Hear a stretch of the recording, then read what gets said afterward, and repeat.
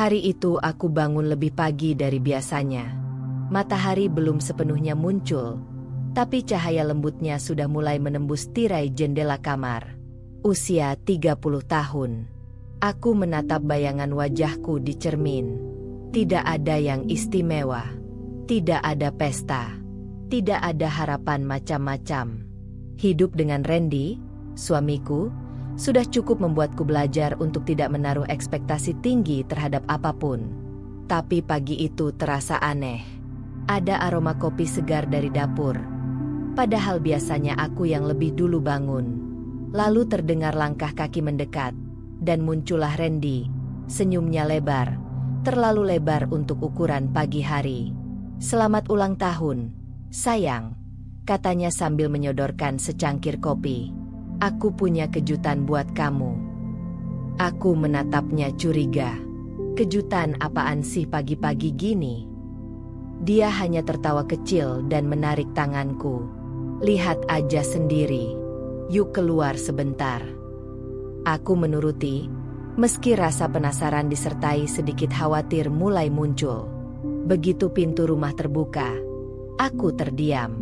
Di halaman depan, berdiri sebuah mobil mewah hitam mengilap, lengkap dengan pita merah besar melintang di kap mesinnya. Tipe SUV keluaran terbaru. Persis mobil yang sering aku lihat di iklan dan hanya bisa kuimpikan dari kejauhan. "Itu, buat aku?" tanyaku nyaris berbisik. Randy mengangguk bangga. "Selamat ulang tahun. Kamu pantas dapetin hadiah sebesar ini." Aku tercengang. Bahkan untuk DP rumah kami saja, aku harus nabung bertahun-tahun. Dari mana dia dapat uang untuk beli mobil semahal itu? Bukankah dia baru saja bilang bulan lalu sedang kesulitan cari klien? Tapi saat itu, beberapa tetangga mulai melongok dari pagar. Senyum mereka menyiratkan kekaguman. Aku tak ingin mempermalukan Randy di depan mereka. Maka aku memeluk suamiku dengan senyum setengah tulus. "Terima kasih, Ren." Hari itu kami habiskan dengan makan siang di restoran sederhana tapi nyaman. Randy tampak sangat puas. Berulang kali dia mengatakan, "Kamu tuh istri luar biasa. Aku pengen kamu bahagia." Aku hanya mengangguk. Namun dalam hati, pertanyaan terus bergema. Dari mana uangnya? Apa dia pinjam ke seseorang? Jual barang? Atau sesuatu yang lebih gila? Malamnya, setelah dia tertidur dengan wajah lega, aku membuka laptop dan masuk ke akun rekening kami. Saldo tabungan bersama nyaris tak bergerak. Aku mengecek mutasi rekening pribadiku. Tak ada aktivitas mencurigakan. Tapi itu justru membuatku makin curiga. Jika bukan dari tabungan, lalu dari mana? Aku menatap langit-langit kamar dalam gelap. Perasaan senang itu mulai menghilang, tergantikan rasa tak nyaman yang menggigit pelan-pelan. Dan untuk pertama kalinya di hari ulang tahunku, aku berharap kejutan ini bukan awal dari mimpi buruk. Pagi berikutnya, aku duduk di meja makan dengan secangkir teh yang sudah mulai dingin. Mobil itu masih terparkir rapi di depan rumah. Tampak begitu mewah dan mencolok di antara deretan kendaraan biasa milik tetangga. Setiap kali aku memandangnya, rasa campur aduk menyergap. Antara tak percaya, sedikit bahagia, tapi juga was-was. Randy sedang di ruang tengah, memainkan ponselnya seperti biasa. Aku memperhatikannya dari kejauhan. Gesturnya tenang, bahkan terlalu tenang untuk seseorang yang baru saja membelikan mobil senilai ratusan juta. Aku mencoba membuka percakapan dengan nada ringan. "Mobilnya, cicilan atau lunas, Ren?" Dia menoleh sekilas, lalu tersenyum. "Yah, masih cicilan lah. Tapi tenang aja, aku udah atur semuanya. Kamu gak usah mikirin." "Cicilannya berapa per bulan?" Aku mencoba terdengar tidak menghakimi. "Udah, Han. Jangan dipikirin detailnya. Aku udah urus semua. Fokus aja kerja, biar aku yang tanggung." Aku diam sejenak. Dalam hati, Aku mulai mencatat. Randy tak menyebut angka, tak menyebut sumber uang, dan jelas menghindari pembahasan mendalam. Itu bukan jawaban yang menenangkan, justru membuatku makin curiga. Sebagai staf keuangan, aku terbiasa menganalisis pengeluaran dan menghitung skenario terburuk. Aku tahu harga mobil itu tak mungkin di bawah 500 juta. Bahkan jika DP-nya 30%, itu berarti sekitar 150 juta tunai. Kami tak punya uang sebesar itu. Lalu cicilan bulanannya bisa mencapai belasan juta. Sedangkan Randy, penghasilannya dari mana? Aku mulai merasa seolah-olah sedang duduk di atas ranjau. Kapan saja bisa meledak. Siangnya, aku masuk kantor dengan pikiran yang masih bercabang. Di antara selamat ulang tahun dari rekan kerja, aku tetap memasang senyum sopan. Tapi setiap kali duduk sendiri, pikiranku kembali ke satu hal. Mobil itu bukan hadiah biasa. Itu mungkin adalah beban yang akan membakar pundakku pelan-pelan. Saat istirahat makan siang, aku membuka kembali rekening bank pribadiku lewat laptop kantor. Masih aman. Tak ada transaksi mencurigakan. Tapi karena penasaran, aku mengecek aplikasi Slick OJK yang biasanya digunakan untuk mengetahui data pinjaman dan cicilan seseorang di lembaga keuangan. Tapi sistemnya perlu daftar dan proses yang agak panjang. Aku menyimpan niat itu. Malam nanti, aku akan mengurus akses resminya dari rumah. Malam harinya, setelah Randy mandi dan asyik menonton tayangan bola, aku berpura-pura membaca dokumen kerja sambil duduk di ruang kerja. Tapi yang kulakukan sebenarnya adalah mulai mengisi formulir untuk mengakses Slick online. Sebuah cara untuk melihat apakah namaku tercatat punya pinjaman aktif. Waktu terasa lambat. Aku merasa seperti sedang menyelidiki suami sendiri. Sesuatu yang tidak pernah ingin kulakukan, tapi sekarang seperti sebuah kebutuhan. Sesuatu terasa tidak benar. Dan aku bukan perempuan yang akan diam sampai dihancurkan. Beberapa kali aku menatap foto pernikahan kami yang tergantung di dinding. Aku ingat saat Randy berjanji akan menjaga dan membahagiakan aku. Tapi sekarang, ia terlihat lebih peduli pada penampilan dan gengsi di mata orang lain, dibanding stabilitas rumah tangga sendiri. Saat aku mematikan laptop dan kembali ke kamar, Randy sudah tertidur di kasur. Napasnya teratur, damai, seolah semua baik-baik saja. Aku memandangi wajahnya dalam diam. Dalam hati aku bergumam, kalau kamu benar-benar mencintaiku, kenapa kamu buat aku harus waspada seperti ini? Dan malam itu, untuk pertama kalinya sejak hari ulang tahunku, aku tidak bisa tidur. Pagi itu aku bangun dengan kepala berat. Semalam aku hanya tidur 2 jam. Sisanya kugunakan untuk berpikir, menyusun ulang potongan-potongan kecil dari sikap Randy belakangan ini. Kejutan ulang tahun itu bukan sekadar tanda cinta. Aku yakin, di baliknya ada sesuatu yang tak bisa kuterima dengan mudah. Usai sarapan seadanya, aku berangkat ke kantor lebih awal dari biasanya. Di jalan, aku membuka ponsel dan mulai menghubungi customer service bank tempat aku dan Randy memiliki rekening bersama. Nomor yang sudah lama tidak kugunakan karena rekening itu nyaris tidak aktif. Setelah melewati proses verifikasi yang ketat, suara dari seberang memberi kabar yang membuat jantungku berdebar tak karuan. Benar, Bu Hani. Ada transaksi pengajuan kredit kendaraan bermotor atas nama ibu dengan tenor 5 tahun. Aku menggenggam setir mobilku lebih erat. Atas nama saya. Betul. Bu, mobil merek XXXX, dengan cicilan bulanan sejumlah Rp13.750.000, pembayaran pertama jatuh tempo bulan depan. Dunia seolah berhenti sejenak. Aku menarik napas panjang. Boleh saya minta tanggal dan dokumen aplikasinya? Tanyaku tenang, meski dadaku sesak. Kami akan kirimkan salinannya ke email yang terdaftar dalam sistem. Baik. Terima kasih. Aku menutup panggilan dengan tangan bergetar. Rasanya seperti ditampar keras. Aku tahu Randy berani melakukan hal-hal di luar akal sehat, tapi tidak pernah kubayangkan ia akan mengajukan kredit atas namaku tanpa izinku. Ini bukan sekadar pelanggaran kepercayaan. Ini pengkhianatan. Siangnya, di kantor, aku membuka email dengan jantung berdegup cepat.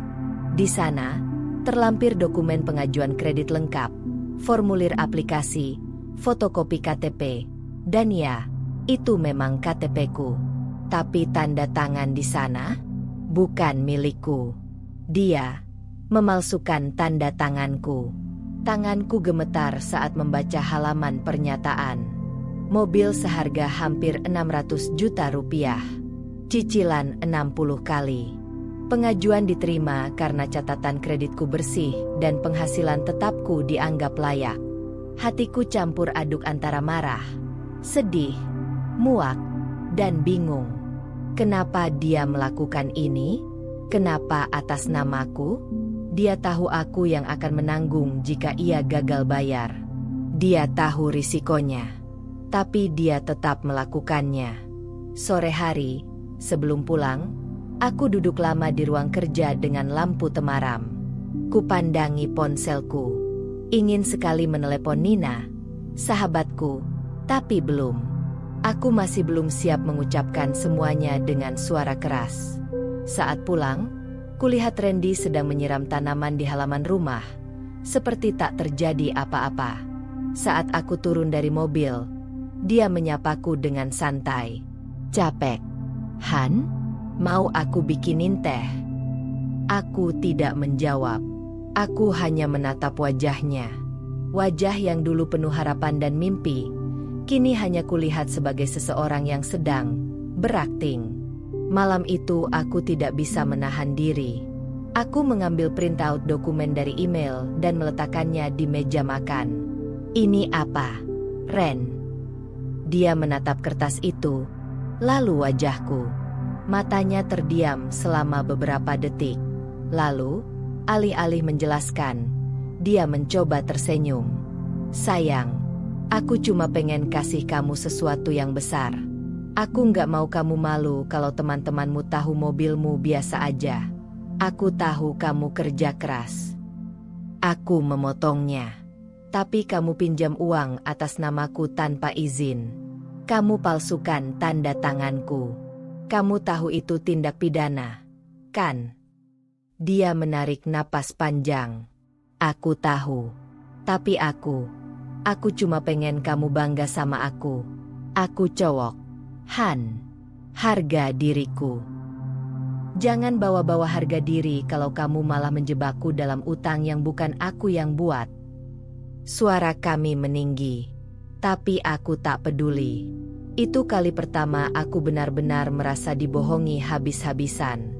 Dan bukan oleh orang asing, tapi oleh suamiku sendiri. Randy tidak berkata apa-apa lagi malam itu. Ia masuk ke kamar, membanting pintu. Sedangkan aku duduk lama di ruang tamu, memandangi dokumen yang mencabik habis kepercayaanku. Pukul 2 pagi, aku masih terjaga. Di layar ponsel, Nina sempat mengirim pesan. "Gimana ultahmu kemarin? Katanya dikasih mobil ya? Wah, kamu makin catch." Aku menatap layar itu lama, lalu membalas pelan. "Besok aku cerita. Panjang, dan gak seindah kelihatannya." Keesokan harinya, aku berangkat kerja lebih awal, tapi tujuanku bukan kantor. Aku mengarahkan mobil, mobil, hadiah ulang tahun, itu, ke dealer tempat pembelian tertera dalam dokumen pengajuan kredit yang kukirimkan kemarin. Nama showroomnya tercetak jelas di atas kop surat, Sentra Auto Premium. Mobil itu melaju mulus, tapi dalam hatiku, kendaraan ini terasa seperti beban raksasa yang menempel di punggungku. Setiap tikungan terasa seperti menahan napas. Aku mencoba fokus, menyiapkan segala pertanyaan yang akan kutanyakan saat sampai di tempat tujuan. Tiba di showroom, seorang wanita resepsionis menyambutku dengan ramah. "Selamat pagi, Ibu. Ada yang bisa kami bantu?" Aku menunjukkan surat pengajuan kredit dan menyebut namaku. Saya ingin bertemu dengan sales yang menangani pembelian mobil ini. Saya butuh informasi detail, secepatnya. Wanita itu mengangguk, lalu memanggil seorang pria muda berkemeja putih rapi. Nama saya Arya, Bu. Saya yang bantu proses pembelian kendaraan atas nama Ibu Hani. Ada yang bisa saya bantu? Wajahnya tampak santai, jelas tidak tahu apa-apa soal kebohongan yang telah disusun Randy. Aku menarik napas panjang, lalu menatap matanya tajam. Arya, saya ingin tanya langsung. Siapa yang datang pertama kali ke sini untuk membeli mobil ini? Arya mengerutkan kening. Suami ibu, Pak Randy. Dia datang sekitar 2 minggu lalu. Kami sempat bicara beberapa kali lewat telepon juga. Semua data atas nama ibu, termasuk dokumen dan slip gaji. Semua tampak rapi. Aku mengangguk pelan. Apa Anda menyadari bahwa tanda tangan di dokumen pengajuan kredit itu bukan dari saya langsung? Wajah Arya mulai berubah. Ia tampak gugup. Maaf, Bu. Saya kira itu urusan internal keluarga. Karena semua dokumen valid dan kami sempat konfirmasi ke nomor ibu juga. Aku memotong cepat. Itu bukan saya yang bicara. Dia pegang akses ponsel saya waktu itu. Arya tampak terkejut. Saya tidak tahu, Bu. Kami hanya mengikuti prosedur. Dan karena semua data lengkap dan pinjaman disetujui oleh bank, kami lanjutkan proses. Aku bersandar di kursi. Napasku terasa berat. Kalau begitu, tolong saya minta salinan CCTV hari pengajuan, kalau memang masih tersedia. Dan mohon bantu saya dapatkan dokumen aslinya untuk pembuktian. Ini akan saya bawa ke jalur hukum bila perlu. Arya mengangguk cepat, tampak panik. Saya akan bantu semaksimal mungkin, Bu. Kami tidak ingin terlibat masalah jika ternyata ini termasuk pemalsuan tanda tangan. Aku meninggalkan dealer dengan folder berisi print ulang dokumen dan janji pengiriman salinan rekaman CCTV dalam 2 hari. Di dalam mobil, aku duduk diam sejenak. Aku tahu ini belum akhir, bahkan belum mendekati pertengahan. Tapi satu hal kini jelas. Randy telah melakukan semua ini secara sadar, terencana, dan sangat egois. Sepanjang perjalanan pulang, pikiranku tidak tenang. Aku mulai menyusun rencana. Aku harus pastikan Randy tidak bisa lagi menyentuh 1 rupiah pun dari namaku. Aku harus cek kartu kredit, tabungan, aplikasi pinjaman online, semua. Aku tidak akan menjadi korban dari kebodohan dan egonya. Setiba di rumah, Randy sedang duduk di ruang tamu sambil menonton acara olahraga. Seolah tak ada apa-apa. Seolah kami tidak sedang berada dalam krisis kepercayaan terbesar sepanjang pernikahan kami. Aku berdiri di depannya dengan ekspresi datar. Aku baru dari dealer. Mereka bilang semua proses terlihat legal. Tapi aku tahu kamu palsukan tanda tanganku. Aku juga akan minta rekaman CCTV. Jadi jangan bohong lagi. Randy menunduk. Diam. Kenapa kamu nggak ngomong langsung ke aku? Kenapa harus main belakang? Dia menghela napas. Aku cuma pengen kamu bangga. Aku capek dilihat orang kayak numpang hidup. Aku pengen orang tahu aku bisa kasih kamu sesuatu yang besar. Dengan mengorbankan namaku? Dengan menjebak aku dalam utang yang aku bahkan gak setujui? Dia menatapku dengan mata berkaca-kaca. Tapi saat itu aku sudah tak tersentuh oleh air mata. Ini bukan soal hadiah, Ren. Ini soal kepercayaan. Dan kamu sudah melanggar batas paling dasar dari sebuah hubungan. Aku meninggalkannya di ruang tamu. Dan malam itu, aku tidur di kamar kerja. Aku butuh ruang. Bukan untuk menenangkan diri, tapi untuk berpikir, bagaimana aku bisa lepas dari jerat ini, dan secepat mungkin mengendalikan semuanya sebelum lebih jauh lagi tenggelam dalam masalah yang bukan aku ciptakan. Pagi itu, rumah kami terasa lebih dingin dari biasanya, bukan karena cuaca, tapi karena diam yang membatu di antara kami. Randy masih ada di rumah, tapi tidak banyak bicara. Aku sengaja menjaga jarak. Bahkan saat membuat sarapan, aku tidak menawarkannya. Tidak karena marah semata, tapi karena hatiku benar-benar mulai mati rasa. Kupikir setelah aku mengkonfrontasinya kemarin, ia akan setidaknya meminta maaf dengan jujur. Tapi tidak. Ia lebih memilih diam, atau pura-pura semuanya akan baik-baik saja. Padahal tidak. Sama sekali tidak.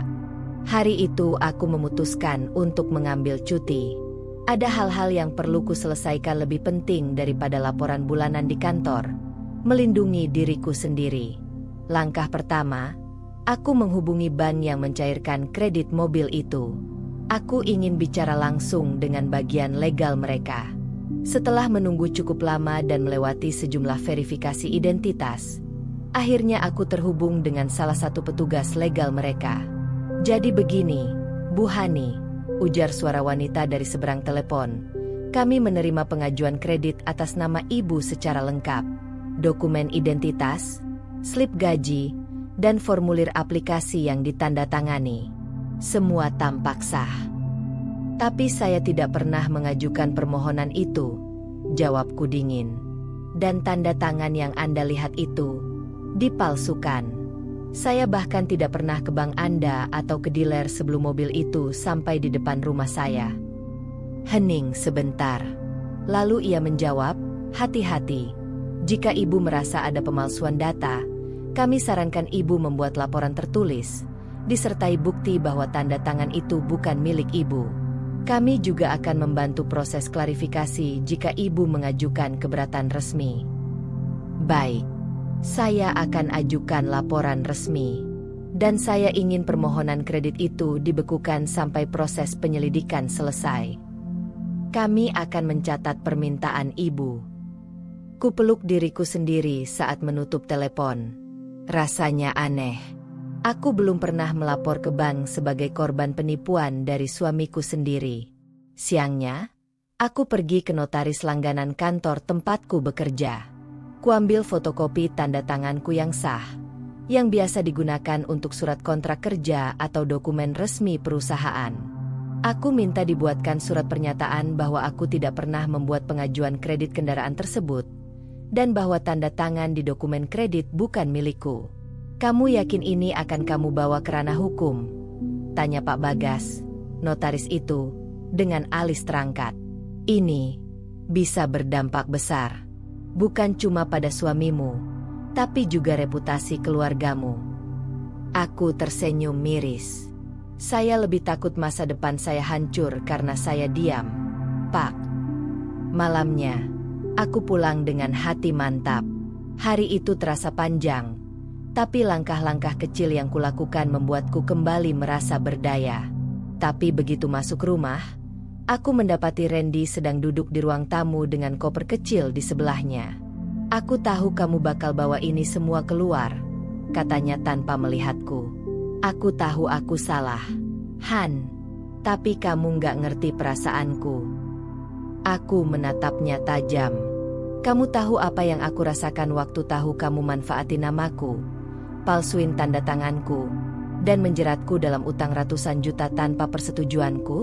Kamu pikir aku nggak punya harga diri?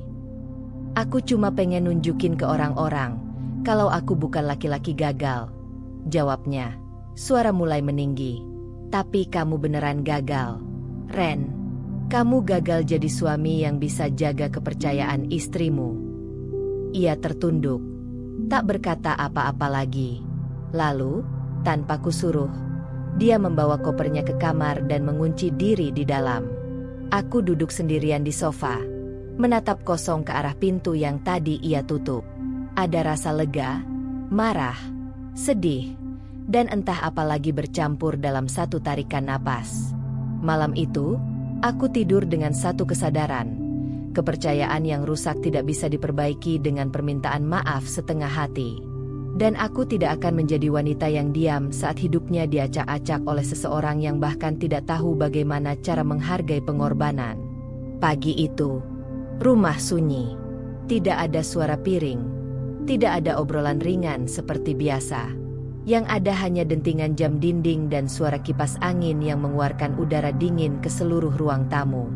Aku sudah bangun sejak subuh, tapi memilih tetap duduk di ruang kerja sambil menatap layar laptop yang belum benar-benar terbuka. Fokusku bukan pada pekerjaan. Aku sedang menunggu waktu yang tepat. Randy masih di kamar. Setelah semalam ia mengurung diri dengan koper kecilnya, tak sepatah kata pun ia lontarkan lagi. Tapi aku tahu aku tak bisa membiarkan diam ini berlarut. Masalah harus diselesaikan. Dan kali ini, aku tidak akan berbicara dengan nada pelan. Sekitar pukul 8, aku mendengar pintu kamar terbuka. Langkah Randy terdengar pelan menuju dapur. Aku bangkit dan mengikuti, membawakan semua berkas yang semalam sudah kurapikan. Salinan pengajuan kredit, surat pernyataan dari notaris, dan salinan transaksi dari bank. Aku sudah tahu semuanya, kataku tanpa basa-basi. Randy menoleh. Wajahnya datar, tapi matanya tak mampu menyembunyikan kekhawatiran. Apa maksudmu? Aku tahu kamu palsukan tanda tanganku. Aku tahu kamu ajukan kredit atas namaku. Aku tahu kamu pinjam uang bank demi beli mobil itu, tanpa bicara sepatah kata pun ke aku. Dia tak menjawab. Tatapannya jatuh ke lantai. Aku sudah cek ke bank. Aku juga ke dealer. Semua bukti ini cukup untuk bawa kamu ke jalur hukum. Han, suaranya pelan. Aku nggak bermaksud jahat. Aku cuma... Kamu cuma pengen kelihatan keren di depan orang lain. Potongku tajam. Kamu nggak pikirin dampaknya buat aku. Nama aku yang kena. Tagihan yang datang ke aku. Kalau kamu nggak bisa bayar, siapa yang kena blacklist? Aku. Ia membuka mulut seperti ingin membantah, tapi tak ada yang keluar. Apa kamu tahu betapa sakitnya ngerasa dikhianatin sama orang yang harusnya jadi pelindung? Suaraku mulai bergetar, tapi aku menahannya. Aku tidak mau air mata keluar di depan orang yang sudah membuatku seperti ini.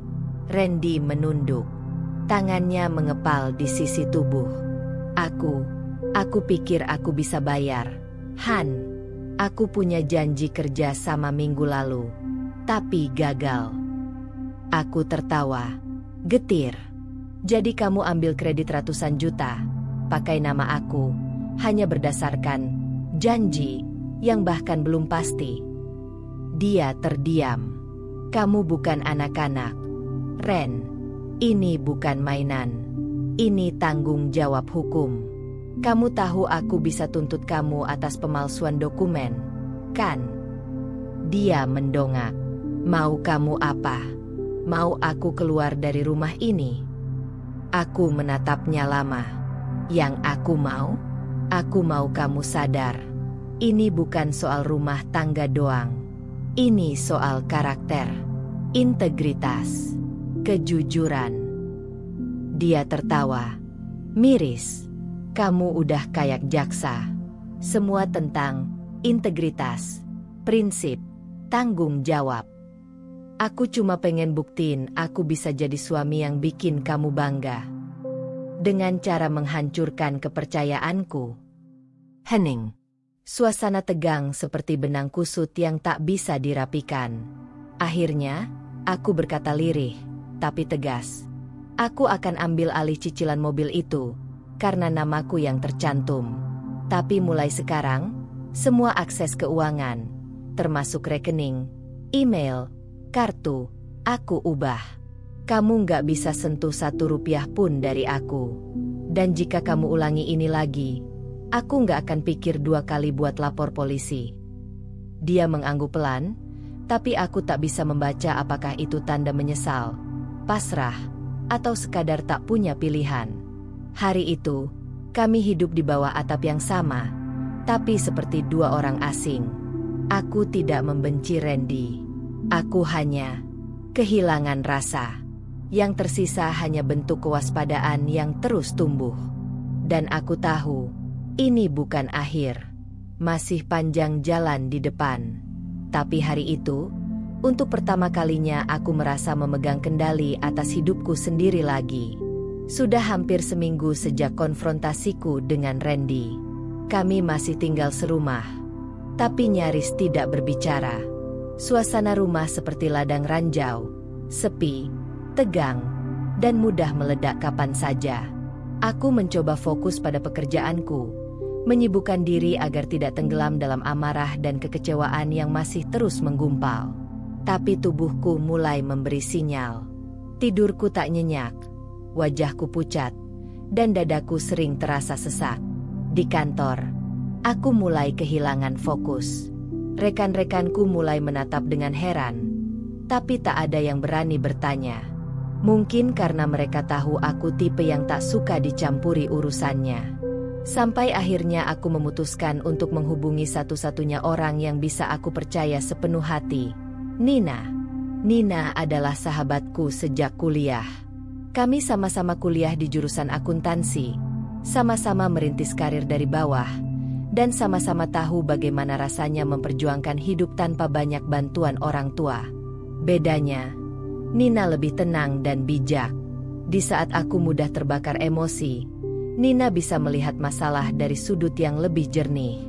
Kami bertemu di sebuah kafe kecil di bilangan Blok M, tempat yang dulu sering kami datangi saat akhir pekan. Saat Nina datang, aku langsung memeluknya erat, sesuatu yang jarang kulakukan. Tapi hari itu, aku benar-benar butuh seseorang yang bisa menampung semua luka ini. Kamu kelihatan capek banget, Han, kata Nina sambil memegang tanganku. Ada apa? Aku tidak langsung menjawab. Air mataku mulai menggenang. Aku menarik napas panjang, menahan agar tak pecah di tengah kafe. Setelah pelayan datang dan meninggalkan kami dengan 2 cangkir kopi, aku mulai bercerita. Dari awal, mobil mewah itu, kecurigaanku, hasil penelusuran ke bank dan dealer, pemalsuan tanda tangan, sampai konfrontasiku dengan Randy. Nina mendengarkan tanpa memotong. Tatapannya tak berubah, penuh empati, tapi juga waspada.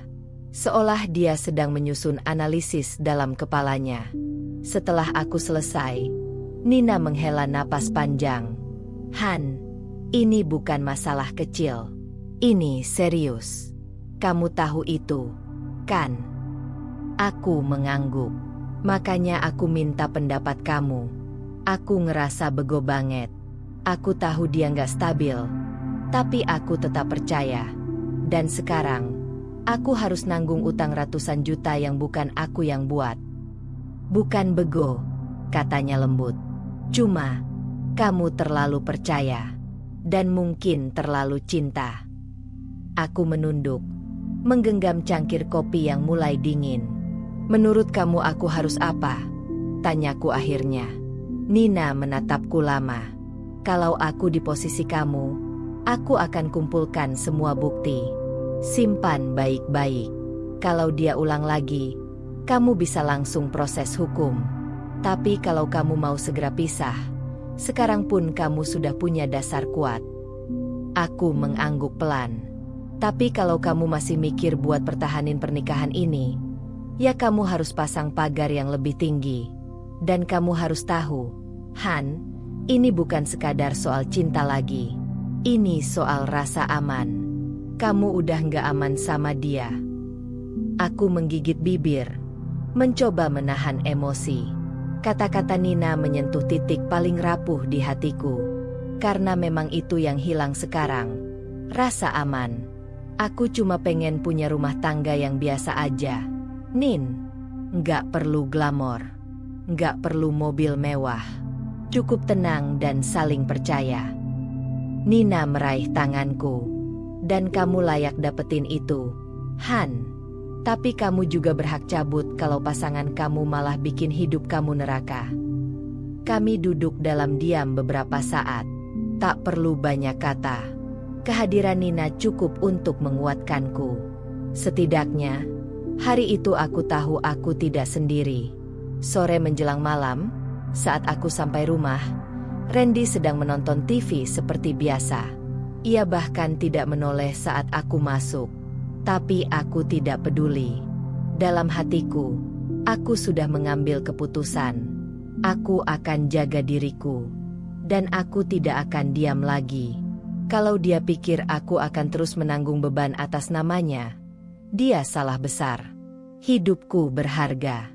Dan aku tidak akan biarkan siapapun, termasuk suamiku sendiri, menginjak-injak harga diriku. Pagi itu, aku membuka pintu rumah seperti biasa, mengambil koran dan tumpukan surat dari kotak pos di pagar. Di antara beberapa brosur iklan dan surat bank yang rutin datang, ada satu amplop berwarna putih pucat, berlogo bank tempat Randy mengajukan kredit. Tanganku langsung terasa dingin. Jantungku berdegup lebih cepat saat aku membuka amplop itu dengan tangan gemetar. Surat tagihan pertama kredit mobil. Nominalnya jelas tertera di sana. Rp12.500.000. Tanggal jatuh tempo 5 hari lagi. Aku terdiam. Seakan dunia berhenti berputar untuk beberapa detik. Meskipun aku sudah siap secara mental, tetap saja melihat jumlah itu di atas kertas membuat semuanya terasa jauh lebih nyata dan lebih menyakitkan. Aku letakkan surat itu di meja makan. Randy masih tertidur di kamar. Seperti biasa. Aku tak tahu apakah ia pura-pura tidak tahu atau memang benar-benar tak peduli. Setelah menyiapkan sarapan seadanya, tanpa niat makan, aku membiarkan surat itu terbuka di meja. Aku ingin dia melihatnya. Aku ingin dia sadar. Tapi hampir siang, dia belum juga keluar kamar. Akhirnya, aku masuk. "Ren," panggilku dari pintu. Suaraku tegas. Tagihan mobil udah datang. 12,5 juta rupiah. 5 hari lagi jatuh tempo. Randy, yang masih duduk bersandar di kasur sambil menatap ponsel, menoleh malas. "Oh, ya udah. Nanti kita pikirin bareng, ya." Aku mendekat, berdiri di depan tempat tidur. "Kita pikirin?" "Ren, ini atas namaku.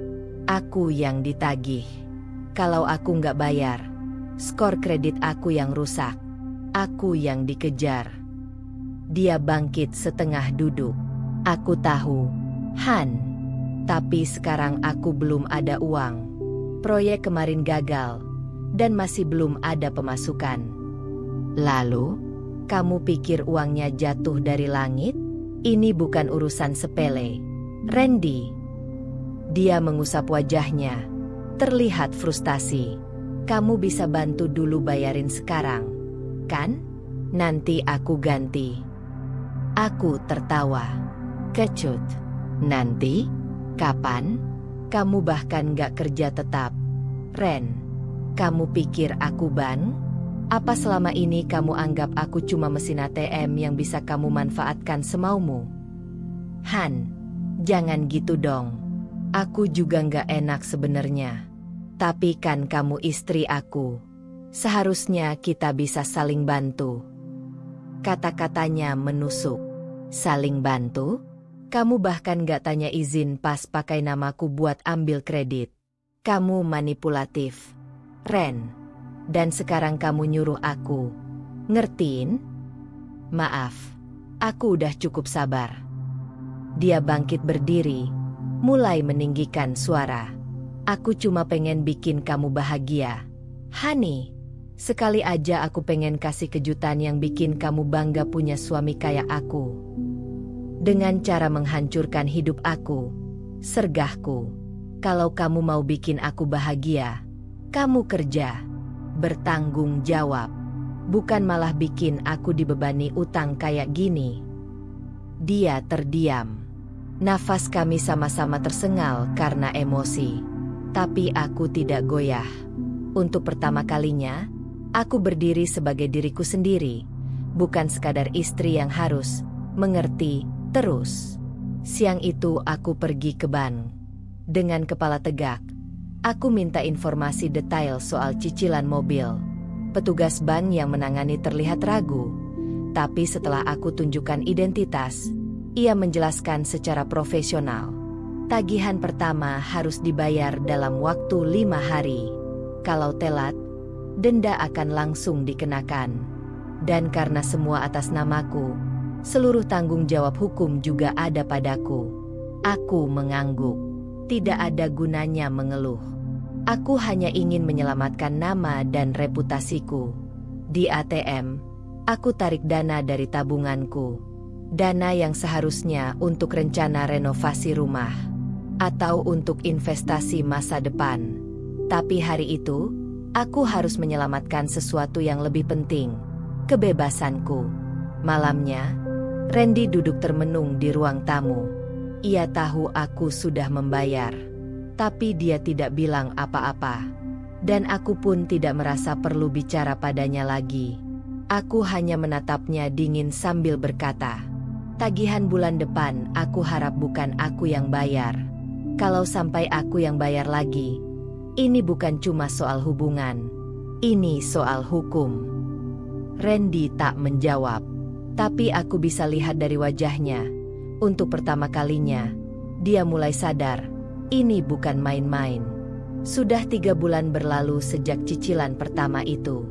Dan setiap bulannya, pola yang sama terulang. Tagihan datang, aku yang membayar. Randy selalu punya alasan. Kadang proyek belum cair, kadang investor batal, kadang malah bilang uangnya dipakai dulu sebentar untuk kebutuhan mendesak. Awalnya aku masih mencoba sabar, tapi lama-lama kesabaran itu berubah jadi racun dalam tubuhku. Aku mulai lelah secara fisik dan mental. Pekerjaan yang dulu bisa kulakukan dengan semangat, kini hanya kulalui dengan autopilot. Kepala terasa berat tiap pagi, dan malam-malamku selalu berakhir dengan pikiran berputar-putar di tempat tidur. Wajahku mulai tampak sayu. Beberapa rekan kantor mulai bertanya, tapi aku hanya menjawab, kurang tidur. Padahal kenyataannya, aku kewalahan. Aku hitung-hitung, tabunganku sudah terpakai lebih dari 35 juta rupiah. Itu belum termasuk pengeluaran rumah tangga harian. Aku masih harus bayar listrik, air, belanja bulanan, dan biaya kebutuhan pokok lain yang seharusnya bisa dibagi 2. Tapi Randy tak pernah memberi sepeser pun. Bahkan pulsa pribadinya pun kadang minta dariku. Suatu malam, aku duduk di dapur, menatap layar ponsel. Aku melihat mutasi rekeningku. Saldo makin menipis. Gajiku nyaris hanya numpang lewat setiap bulan. Aku bahkan sudah tak lagi menyisihkan untuk simpanan darurat. Semuanya habis untuk membayar mobil yang bahkan bukan aku yang minta. Di ruang tamu, Randy tertawa kecil sambil menonton YouTube lewat Smart TV. Suaranya membuatku mual. Aku keluar, berdiri di depan pintu dapur menghadap taman kecil yang dulu sering kami rawat bersama. Dulu kami menanam bunga di sana, berdua, tertawa-tawa karena tanahnya becek dan sepatuku selalu kotor. Sekarang bunga-bunga itu sudah mati. Sama seperti rasa percaya dalam hubungan ini. Paginya aku masuk kantor lebih awal. Aku memandangi layar monitor, mencoba fokus bekerja. Tapi dadaku sesak. Ketika rekan kerjaku, Bu Linda, menegurku karena salah input angka dalam laporan bulanan, aku tiba-tiba pecah menangis di ruangannya. Aku malu. Tapi aku tak sanggup menahannya lagi. Bu Linda, yang biasanya galak dan perfeksionis, justru menenangkan aku. Ia menawarkan air minum dan menanyakan pelan, "Kamu lagi ada masalah, Han?" Aku hanya bisa mengangguk. "Masalah rumah tangga," jawabku singkat. Ia tak bertanya lebih lanjut, tapi matanya menunjukkan empati. Sebelum aku keluar ruangan, ia berkata, "Jaga dirimu ya, Hani. Jangan sampai kamu hancur karena seseorang yang gak peduli sama kamu." Malamnya aku mencoba bicara serius dengan Randy. Kali ini dengan nada rendah, tapi isi yang jelas. "Ren, aku gak bisa terus kayak gini. Aku mulai ngerasa aku bukan lagi istrimu. tapi penjamin hidupmu. Aku kerja dari pagi sampai sore buat nutupin utang yang kamu buat sendiri. Aku capek." Randy hanya mengangguk, lalu berkata, "Aku tahu kamu capek. Aku juga capek. Tapi aku kan gak sengaja. Han, aku juga nyesel." "Kalau nyesel, kenapa kamu gak usaha lebih keras? Cari kerja tetap, jual mobil itu, atau minimal bantu ringankan beban aku. Tapi kamu malah hidup santai, nonton seharian, tidur siang, bangun siang, seolah nggak ada beban." Kali ini Randy mulai kesal. "Kamu terus nyalahin aku. Kamu pikir aku nggak mikirin ini semua?" Aku menatapnya lurus. "Aku nggak peduli kamu mikirin atau nggak. Yang aku pedulin sekarang, sampai kapan kamu terus ngerusak hidup aku pakai alasan, aku juga capek." Dia terdiam. Dan untuk pertama kalinya, aku merasa hatiku mulai mati rasa. Beberapa malam kemudian, aku duduk sendirian di balkon. Nina menelepon. "Kamu kelihatan makin gak kuat, Han. Aku dengar dari cerita kamu, kondisi kamu udah terlalu toksik," ujarnya. Aku tahu, tapi aku masih nahan. Pertanyaannya, buat apa? Kamu nahan demi dia berubah? Atau karena kamu takut sendirian? Aku tak langsung menjawab. Tapi jauh di dalam diriku, aku tahu, aku sudah lelah menunggu perubahan yang tak pernah datang. Dan yang lebih menakutkan sekarang bukan kesendirian, tapi tinggal dalam hubungan yang membuatku kehilangan diriku sendiri. Setelah berminggu-minggu dipenuhi tekanan, aku mulai belajar satu hal. Jika seseorang bisa berbohong satu kali dan lolos, maka besar kemungkinan ia akan melakukannya lagi. Randy telah menyembunyikan pinjaman besar atas namaku. Tapi rupanya, itu baru permukaan. Hari itu aku sedang merapikan lemari penyimpanan di ruang tengah. Aku menemukan sebuah map biru tua yang tergeletak di antara tumpukan dokumen lain. Map itu tidak asing, tapi aku tahu aku tidak pernah meletakkannya di situ. Penasaran, aku buka isinya. Di dalamnya ada beberapa lembar kertas fotokopi dan surat-surat tagihan. Bukan dari bank mobil, tapi dari 3 tempat pinjaman online berbeda. Nilainya bervariasi, dari 1,5 juta rupiah sampai 4 juta rupiah. Semuanya atas nama Randy. Semuanya dengan status menunggak. Mataku membelalak. Tanggalnya tertera jelas. Beberapa bahkan sudah lewat jatuh tempo hampir 2 bulan. Aku tidak bisa berpura-pura lagi. Ini bukan lagi soal satu keputusan impulsif. Ini pola. Randy pembohong. Malamnya aku konfrontasi dia langsung di meja makan. Map biru itu aku letakkan di depannya. Terbuka. "Apa ini?" tanyaku datar. Randy menatapnya sekilas, lalu mencoba menutupnya. "Bukan urusan kamu." "Apa maksud kamu? Bukan urusan aku? Kita menikah. Ren, ini rumah kita. Utang kamu bisa bawa nama aku juga kena." Dia terdiam, lalu berkata, "Aku pinjem itu buat nutupin pengeluaran sementara. Cuma kecil-kecil aja." "Kalau kecil, kenapa kamu sembunyiin? Kamu pikir aku nggak akan tahu? Kamu pikir ini semua nggak berdampak buat hidup kita?" "Han, aku malu ngaku, tapi aku butuh. Aku pikir bisa cepet ganti pas dapat kerjaan, tapi belum dapat juga." Aku merasa ingin menjerit. Masalahnya bukan kamu pinjam uang, Ren. Masalahnya kamu bohong. Lagi, dan lagi, dan lagi. Kamu udah ngambil pinjaman besar atas nama aku. Sekarang kamu nambah pinjaman kecil atas nama kamu sendiri. Apa kamu sadar kamu hidup dari kebohongan?" Dia mulai gelisah. "Aku bukan gak berusaha, Han. Aku cuma belum ketemu peluangnya aja." "Berapa banyak lagi kebohongan yang belum aku tahu, Randy?" Dia tertunduk. Tapi di mataku itu bukan penyesalan, Itu hanya rasa takut karena ketahuan. Beberapa hari kemudian, aku menerima panggilan dari nomor tidak dikenal. Ternyata dari salah satu aplikasi pinjol. Mereka menyebutkan nama Randy, tapi mereka juga tahu bahwa dia tinggal di alamat rumahku. Mereka bilang Randy menunggak, dan jika tak dilunasi, mereka akan menyebar informasi ke kontak-kontak di ponselnya.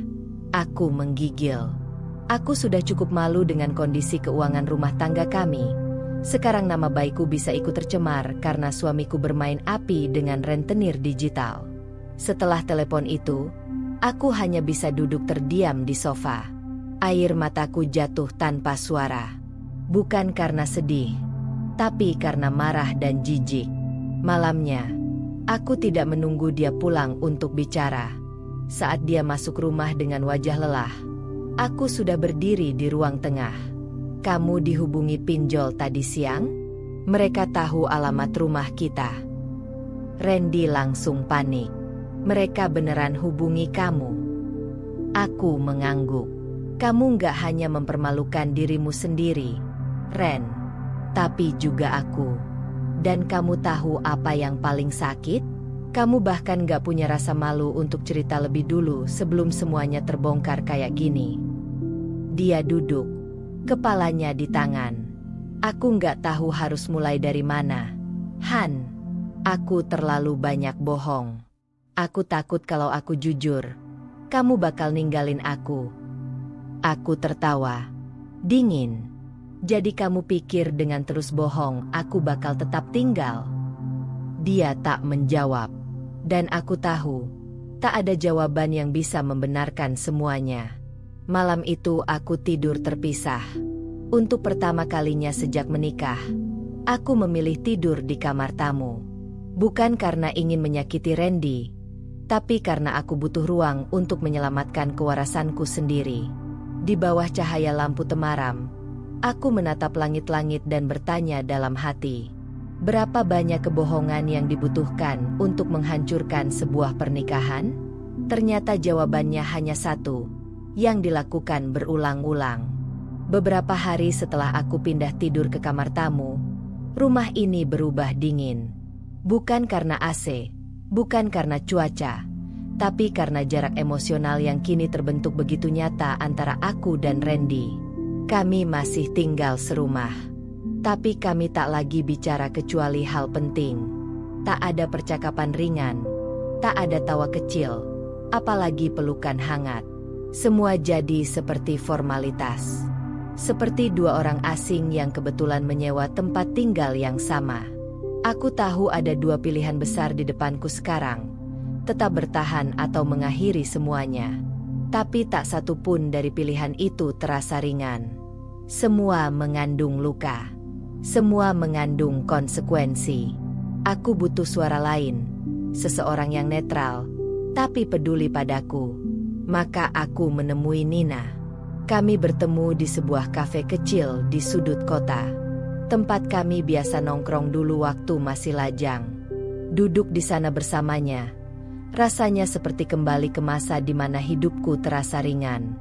Tanpa beban rumah tangga, tanpa beban cicilan, tanpa suami yang menguras emosi. Nina menatapku lekat. "Aku lihat kamu udah nggak tahan, Han." Aku mengangguk pelan. "Aku capek, Nin. Aku bener-bener capek. Rasanya aku hidup sama orang yang aku nggak kenal. Dia bohong terus. Dia nyusahin terus. Dan yang paling nyakitin, dia kayak nggak merasa bersalah." Nina mengaduk kopinya. "Kamu pernah mikir buat cerai?" Aku menghela napas. Pernah. Dan sekarang kepikiran itu makin kuat. Tapi, aku juga takut. Takut salah langkah. Takut nanti tambah berat hidupku. Nina tersenyum tipis. "Han, kamu perempuan kuat. Kamu kerja, kamu mandiri, dan kamu udah terbukti bisa bertahan sejauh ini sendirian. Satu-satunya alasan kamu takut, bukan karena kamu nggak mampu, tapi karena kamu masih berharap dia akan berubah." Aku menunduk. Kata-katanya menampar. Tapi itu benar. Sepulang dari pertemuan itu, aku mulai mencari informasi soal langkah hukum. Aku baca soal gugatan cerai, soal perlindungan hukum atas penyalahgunaan data pribadi, soal kredit bermasalah yang bisa menjerat orang tak bersalah. Aku juga konsultasi singkat dengan teman kantor yang punya kenalan pengacara. Mereka bilang, jika aku bisa buktikan bahwa pinjaman atas namaku dilakukan tanpa izin dan tanda tangan sah dariku, aku bisa melaporkannya sebagai tindak pidana penipuan. Tapi prosesnya panjang dan sangat melelahkan. Namun satu hal yang pasti, aku punya dasar kuat jika ingin berpisah. Suatu malam, aku memberanikan diri bicara dengan Randy. Kali ini bukan untuk marah, tapi untuk memberinya kesempatan bicara sebelum aku mengambil keputusan. Aku sudah tahu semuanya. Soal pinjol, soal cicilan yang terus aku tanggung, dan soal kebohongan yang gak berhenti. Aku gak mau lanjut kayak gini, Ren. Dia menatapku. Lemas. Kamu mau cerai? Aku belum ambil keputusan. Tapi aku butuh kamu jujur. Apa kamu memang gak berniat berubah? Dia terdiam lama, lalu menjawab pelan. Aku gak tahu caranya berubah, Han. Aku terlalu takut miskin. Aku malu kalau kamu lebih sukses dari aku. Aku cuma pengen kelihatan keren di depan kamu.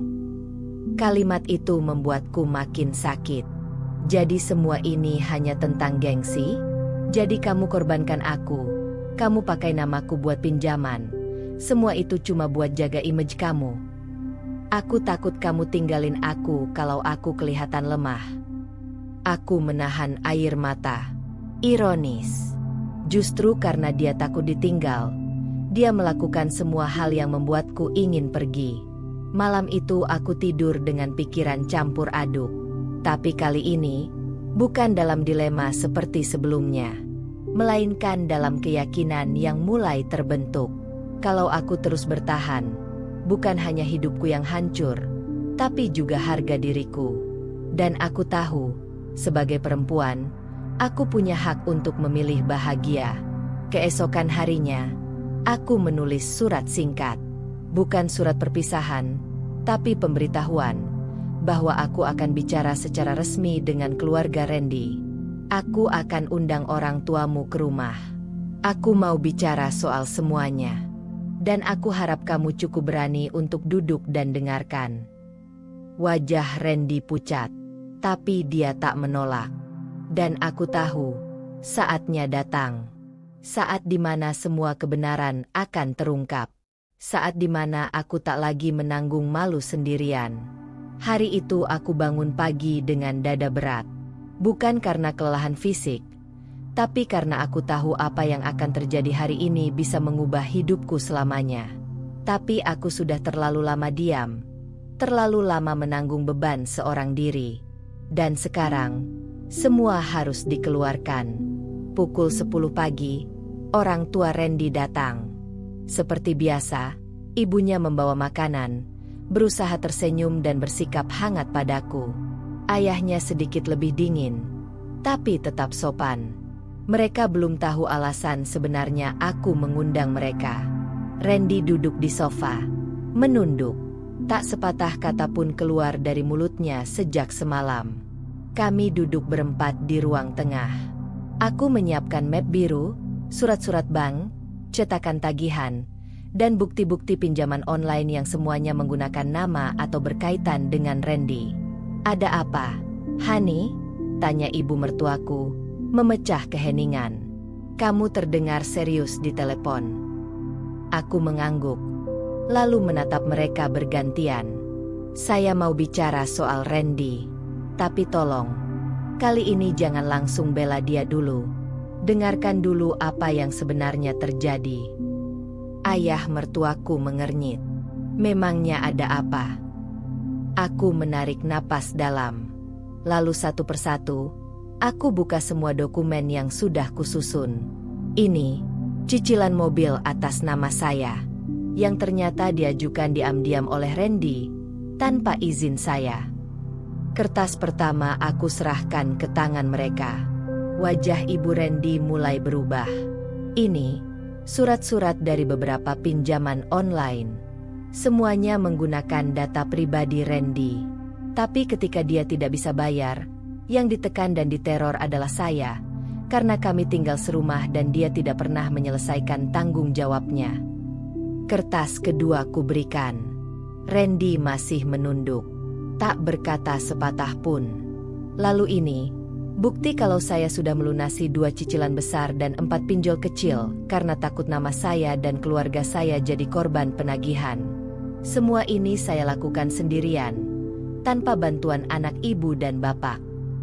Ruangan menjadi hening. Hanya suara kipas angin yang terdengar. Ibu Randy mencoba bicara. Mungkin Randy cuma bingung. Han, dia belum kerja tetap. Dia pasti cuma ingin bikin kamu senang. Aku langsung potong. Bu, saya nggak butuh mobil mewah kalau harus dibayar pakai nama saya dan kebohongan. Saya butuh suami yang bisa dipercaya, yang bisa jujur, yang kalau kesulitan, ngomong, bukan sembunyi dan bikin saya tanggung semua akibatnya. Wajah Ibu Randy mulai tegang, tapi dia anak laki-laki. Harga dirinya. Jangan bicara soal harga diri, Bu. Suaraku mulai naik. Harga diri itu bukan soal tampil keren, tapi soal tanggung jawab. Dan saat ini, saya yang menanggung semuanya. Randy bahkan gak pernah minta maaf secara utuh. Dia cuma takut ketahuan, bukan takut nyakitin saya. Ayah mertuaku akhirnya angkat bicara. Randy, katanya pelan, tapi tegas. Apa yang Hani katakan ini benar semua? Randy akhirnya mendongak. Wajahnya pucat, matanya merah, tapi tidak menangis. Iya, Pak, semua benar. Kamu sadar kamu mempermalukan istrimu sendiri? Kamu pakai nama dia, kamu bebani dia, dan kamu masih bisa tidur tenang tiap malam. Randy tertunduk lagi. Pak, dia berusaha bicara, tapi suaranya lemah. Aku berdiri. Suara tubuhku bergetar. Tapi aku mantap. Saya udah cukup sabar. Pak, saya sudah tutup mulut selama ini supaya keluarga nggak malu. Tapi sekarang saya sadar, diam saya justru mempermalukan diri saya sendiri. Saya yang kerja banting tulang, saya yang ditagih, saya yang stres, saya yang dihina bank karena telat bayar, sementara suami saya malah tidur dan main HP sepanjang hari. Ibu Randy akhirnya menangis. Randy, nak, kenapa kamu begitu? Dia tidak menjawab. Mungkin karena tak tahu harus bilang apa. Atau mungkin karena dia tahu, ini bukan lagi soal minta maaf. Ini soal harga diri yang hancur karena kebohongan yang dibuatnya sendiri. Setelah pertemuan itu, suasana menjadi dingin dan sunyi. Ibu Randy minta bicara 4 mata denganku, dan untuk pertama kalinya, ia tidak membela anaknya. Saya minta maaf. Hani, saya kira dia anak baik. Saya kira kalian bahagia. Saya nggak tahu ternyata kamu menanggung sebanyak ini. Aku hanya mengangguk, tak ingin menangis, tak ingin tampak lemah. Karena aku tahu, aku sudah cukup kuat untuk menghadapi semua ini sendiri. Sore itu, saat semua orang pulang, Randy masuk ke kamar tanpa bicara. Tapi aku tahu, hancur sudah topengnya. Tak ada lagi kebohongan yang bisa ia sembunyikan. Tak ada lagi simpati dari keluarganya. Dan untuk pertama kalinya sejak lama, aku bisa menarik napas panjang dan merasa sedikit lega. Sejak pertemuan dengan keluarganya itu, rumah kami berubah total. Tak ada lagi basa-basi. Tak ada lagi upaya pura-pura. Semua sudah terbuka. Semua sudah hancur. Randy tak keluar kamar selama 2 hari. Ia hanya keluar untuk minum atau ke kamar mandi. Wajahnya selalu tertunduk, tak berani menatapku, apalagi bicara. Aku tak peduli lagi. 4 tahun menikah, aku terus bersabar. Tapi kali ini aku tahu, cukup sudah. Pada hari ketiga, aku pulang kerja dan menemukan kamarnya kosong. Lemari terbuka, beberapa pakaian hilang, kotak sepatu bekas berserakan, dan tas ranselnya tak terlihat lagi. Di atas meja, ada secari kertas. Maaf, aku gagal jadi suami yang kamu butuhkan. Aku nggak tahu lagi harus bagaimana. Mungkin lebih baik aku pergi dulu. Randy. Aku membaca surat itu tanpa ekspresi. Tak ada air mata. Tak ada emosi yang meluap. Hanya sebuah kehampaan yang terasa sangat akrab. Seolah aku sudah tahu ini akan terjadi. Seolah aku sudah siap. Aku duduk di kursi ruang tamu sambil menatap kosong. Suara jam dinding terdengar nyaring, menandakan sore mulai berganti malam. Di dalam diriku, ada dua sisi yang berbicara. Satu sisi ingin bersedih, mengingat bahwa dulu aku pernah mencintainya, pernah berharap bisa menua bersamanya. Tapi sisi lain, yang kini lebih kuat, hanya berkata, bagus. Dia pergi sebelum aku yang usir. Malamnya, Ibu Randy menelepon. Suaranya cemas. Hani, Randy pulang ke rumah kami. Dia nggak ngomong banyak, cuma bilang minta waktu. Dia terlihat sangat malu. Aku tidak menanggapi dengan emosi. Bu, saya tidak tahu dia masih punya malu. Tapi kalau itu benar, baguslah. Mungkin itu awal dari kesadarannya. Tapi, saya minta tolong, jangan bujuk saya buat balikan. Saya bukan anak kecil yang bisa ditenangkan dengan janji manis. Ibu nggak akan paksa kamu. Hani, ibu cuma mau bilang, ibu paham sekarang. Kamu perempuan luar biasa. Dan anak ibu ternyata belum pantas punya istri sepertimu. Kata-kata itu membuat tenggorokanku tercekat. Tapi aku tetap tenang. Terima kasih, Bu. Beberapa minggu setelah kepergiannya, hidup terasa lebih ringan.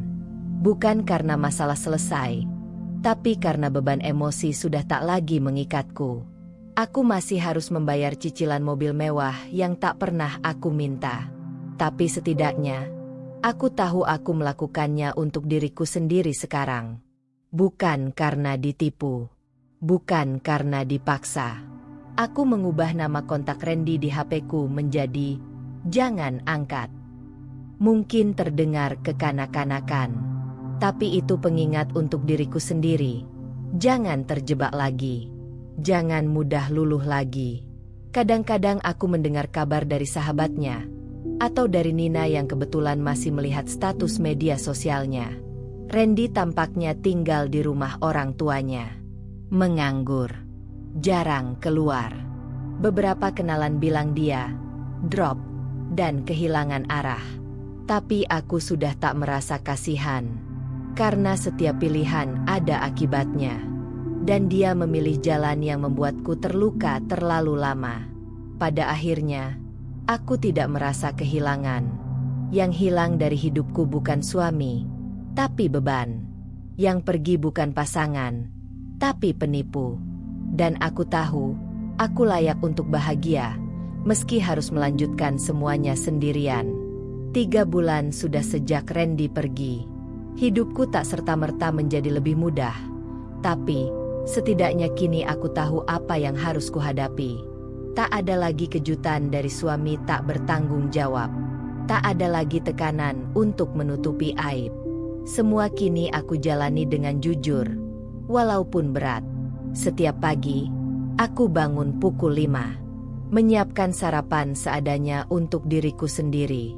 Dulu, aku terbiasa memasak untuk 2 orang. Terkadang lebih jika Randy membawa temannya ke rumah. Tapi sekarang, semuanya hening. Awalnya terasa sepi. Tapi lama-lama, aku menikmati sunyi itu. Tak ada suara TV yang dibiarkan menyala semalaman. Tak ada botol minuman energi berserakan. Tak ada pertanyaan manipulatif. Kamu percaya aku kan? Yang ada hanya aku dan kenyataan. Aku menyusun ulang jadwal keuanganku. Setiap tanggal gajian, aku langsung sisihkan sebagian untuk cicilan mobil yang dulu ku benci. Tapi kini aku memandangnya beda. Mobil itu sudah jadi simbol. Dulu, itu simbol kebohongan.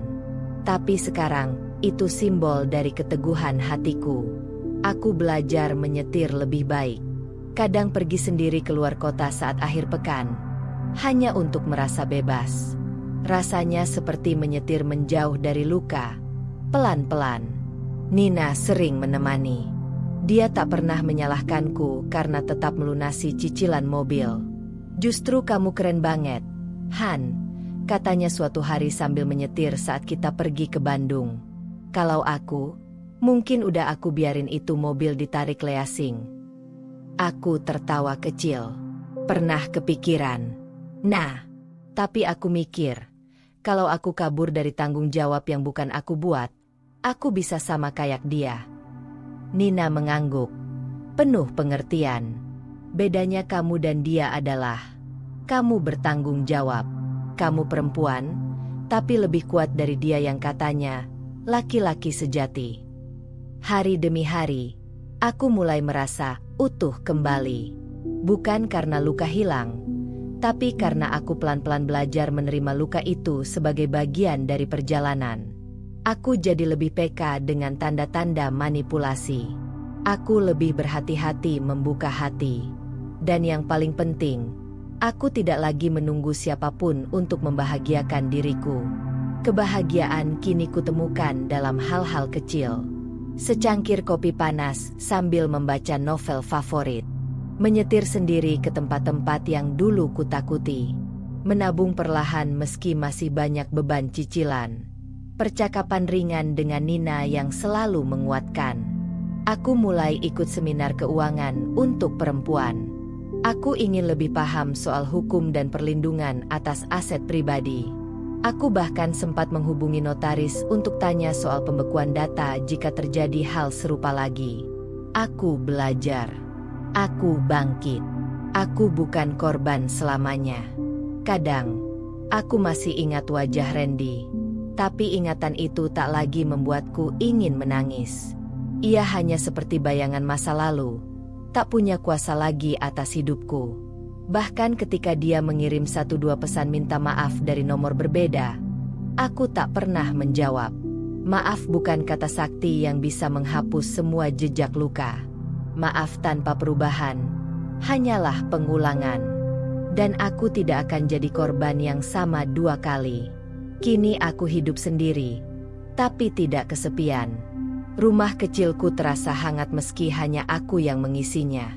Aku menata ulang ruang tamu, mengubah posisi meja makan, mengganti gorden, dan mewarnai ulang dinding kamar tidur.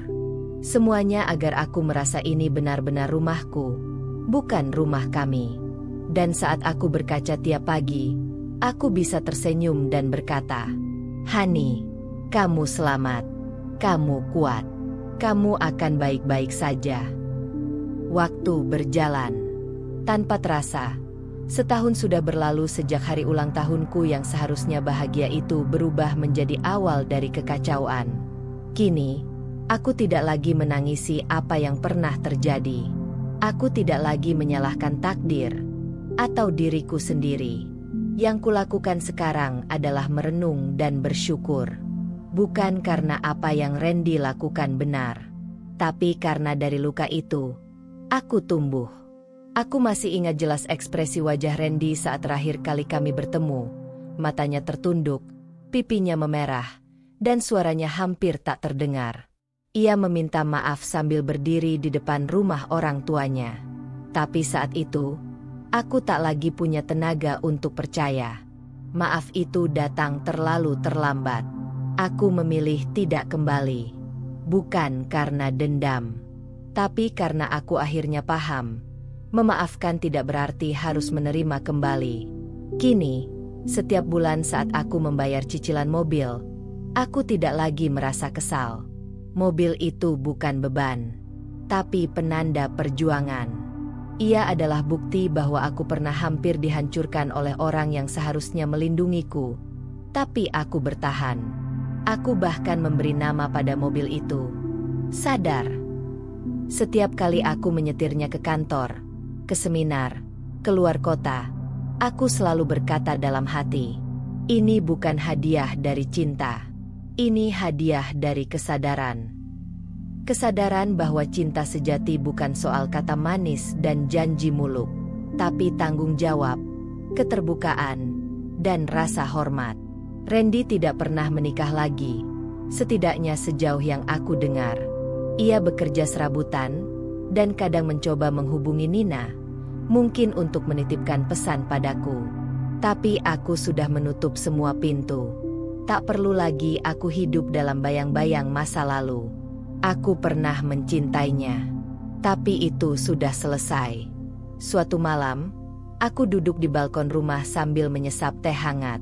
Udara dingin menyelimuti kulitku, tapi hatiku terasa hangat. Aku membuka catatan harian digital yang kutulis sejak peristiwa itu terjadi. Banyak isinya tentang rasa sakit, kemarahan, dan ketakutan. Tapi di akhir catatan, aku menulis kalimat yang kini menjadi mantra hidupku. Aku boleh disakiti, tapi aku tidak akan hancur. Aku boleh jatuh, tapi aku akan bangkit. Dan aku tidak akan pernah lagi membiarkan diriku dibutakan oleh cinta yang kosong. Kini aku berdiri bukan sebagai istri dari siapapun. Aku berdiri sebagai Hani, seorang perempuan yang pernah terluka, tapi tidak memilih menjadi korban. Seorang perempuan yang memilih melanjutkan hidup dengan kepala tegak dan hati yang utuh. Dan saat aku bercermin sekarang, aku melihat bukan perempuan yang tertipu, tapi perempuan yang menang. Dan begitulah akhir dari cerita kita hari ini. Setiap perjalanan, seberapapun kecilnya, selalu menyimpan pelajaran dan makna. Semoga kisah ini bisa menginspirasi, menghibur, atau bahkan membuka sudut pandang baru untukmu. Kalau kamu suka dengan cerita seperti ini, jangan lupa untuk like, komen, dan tentunya subscribe agar kamu nggak ketinggalan cerita-cerita seru berikutnya. Aktifkan juga lonceng notifikasinya supaya kamu jadi yang pertama tahu saat cerita baru tayang. Sampai jumpa di kisah selanjutnya.